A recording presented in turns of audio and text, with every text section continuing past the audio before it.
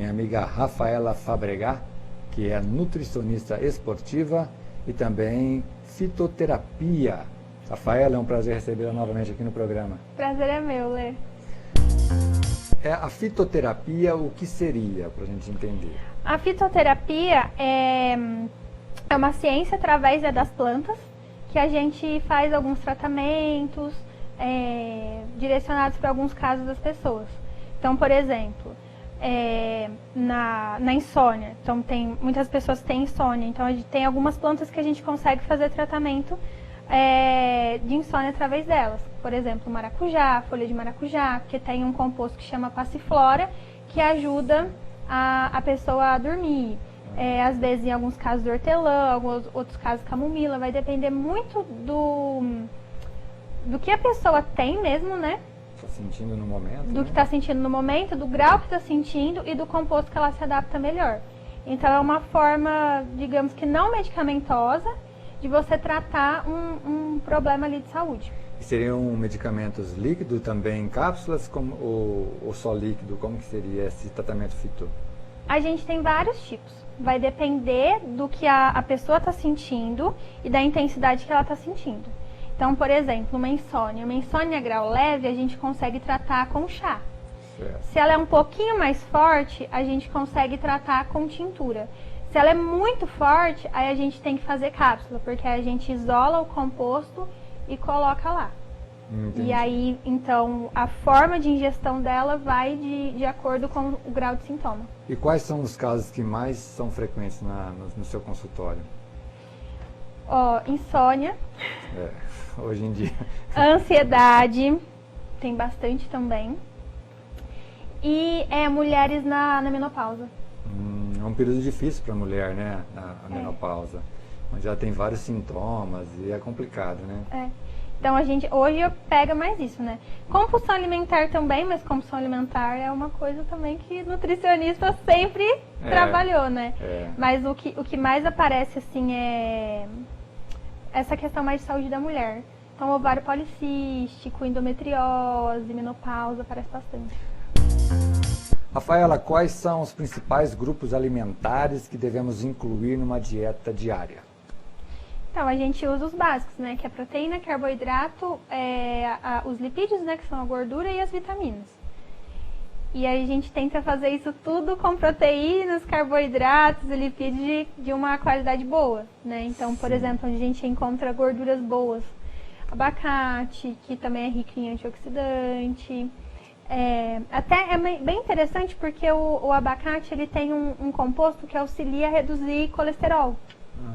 Tá. Claro que você não vai comer 2 quilos de abacate, mas umas 2 colherinhas ali de abacate ele ajuda a reduzir colesterol, é bem interessante. E a questão do carboidrato? Falam, se você digerir muito carboidrato vai fazer mal, aí as pessoas vão lá e faz a dieta só de proteína.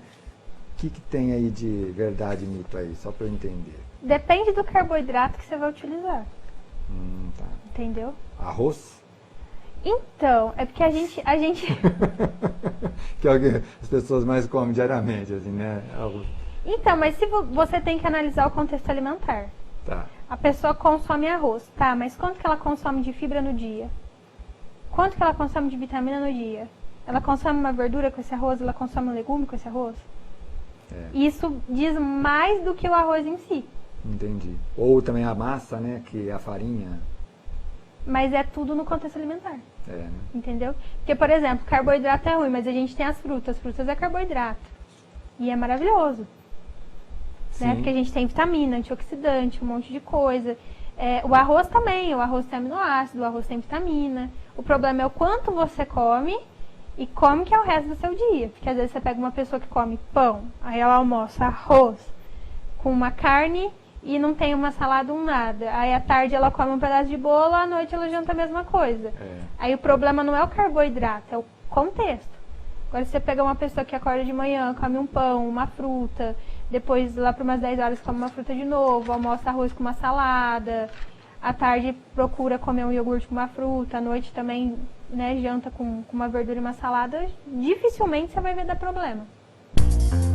Qual seria então a dieta que você aconselharia uma pessoa comer aí diariamente, assim, num dia? Qual que seria o café da manhã, o que seria o ideal, o almoço, o café da tarde e a janta? Como que seria? Eu gosto sempre de fazer, quando eu faço os cardápios, a gente sempre faz em estrutura os grupos alimentares. Certo. Então, de manhã tem um carbo, uma proteína e uma gordura ou uma fruta que é fonte de antioxidante. Certo. Então, a pessoa ela acaba montando sempre assim. Então, o que a gente pode pôr de carboidrato na parte da manhã? Uma torrada, um pão, um queijo, um ovo de proteína, um abacate ou uma maçã.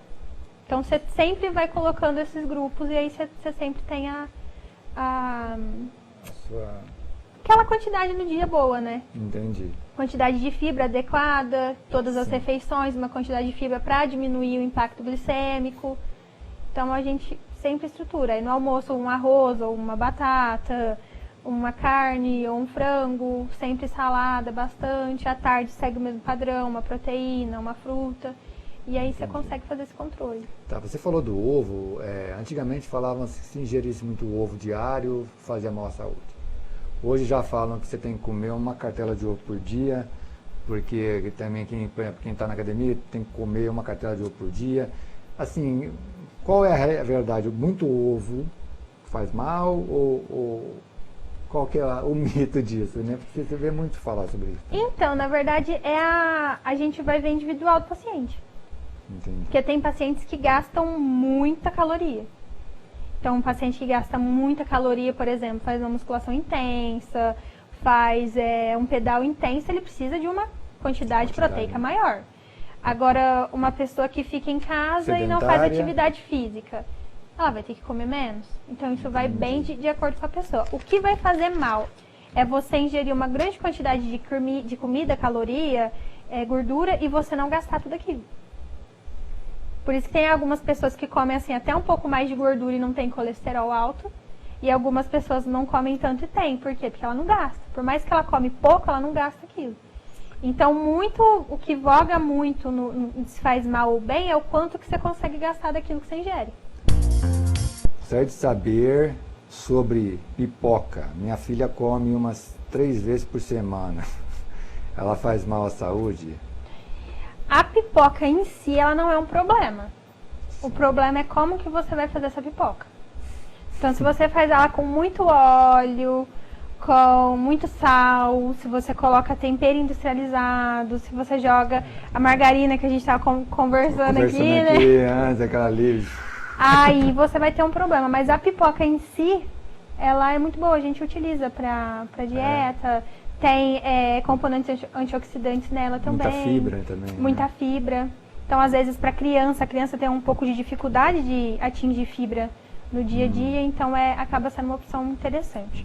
Só tomar cuidado com a quantidade de sal e a forma de preparo dessa pipoca. O Daniel aqui do Alto do Jaspe, quais alimentos ajudam em casos de enxaqueca? Esse é um problema. Então, a enxaqueca ela é muito interessante porque a gente tem que entender da onde vem essa enxaqueca. Uhum. É a causa, né? A causa, por exemplo, eu atendi uma paciente com uma enxaqueca crônica que não passava com nada. Foi neurologista, tudo e tal, e a gente... Da onde vem essa enxaqueca? A gente foi descobrir que era uma questão emocional. Aí a gente tratou essa questão emocional, que era como se, não chega a ser uma depressão, mas como se fosse. Tá. E aí aquilo acabou com a enxaqueca dela. Então, às vezes você está procurando numa questão alimentar, quando na verdade a enxaqueca pode ter uma outra coisa.